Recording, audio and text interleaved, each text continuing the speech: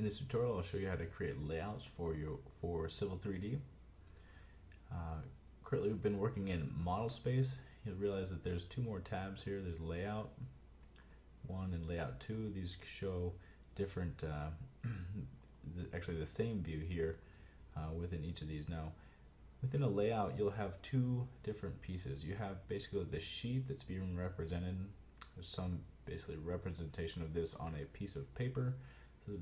This happens to be an 8.5 by 11. And then on the interior here is a viewport.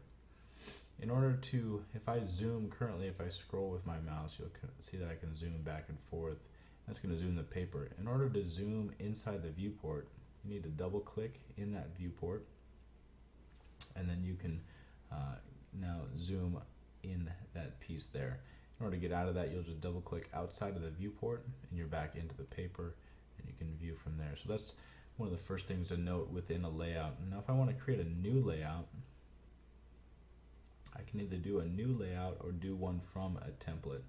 In our case, all of our drawings will be done on a 11 by 17, and we'll go ahead and use this classic view here. When I create that, and I'll select that ANSI B1, that's going to create one down here, and you can see that there is a new piece of paper. This one represents an 8.5 by 11 sheet of paper.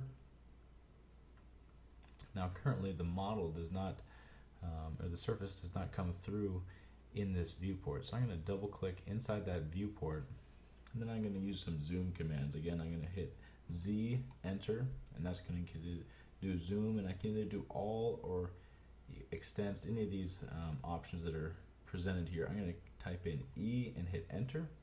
That's going to show the extents of that. Now your zoom may come in differently if it's not in a scale that's appropriate. The most important thing to see here is that you can change the scale right down here. So I can change that scale to something different here. That's 1 to 10. I can go to 1 to 1, a little bit too much. Go 1 to 20. And you can see you can adjust this to show what the zoom of your item should be. Also within that, once I'm in here, again, I can move that item around within the viewport and get that located correctly. Next thing to note is that we're going to, I will zoom in appropriately here. I'm going to double click again outside that viewport, allowing me to zoom in on my drawing. And here we want to change these.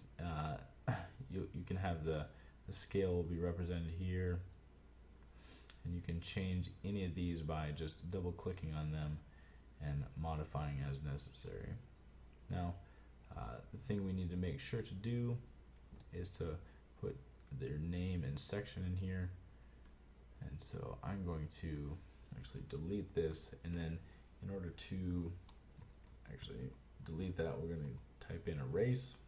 That gets rid of that, and then we can start modifying this template by typing in text.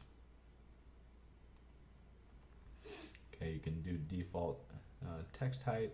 I can set the orientation, rotation angle of 0, and then should be able to type in again text.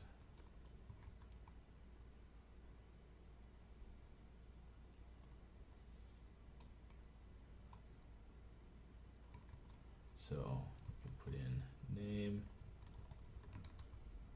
and these items here you can put in for the class. So what you will do is go ahead and create a title block on an 8.5 by 11.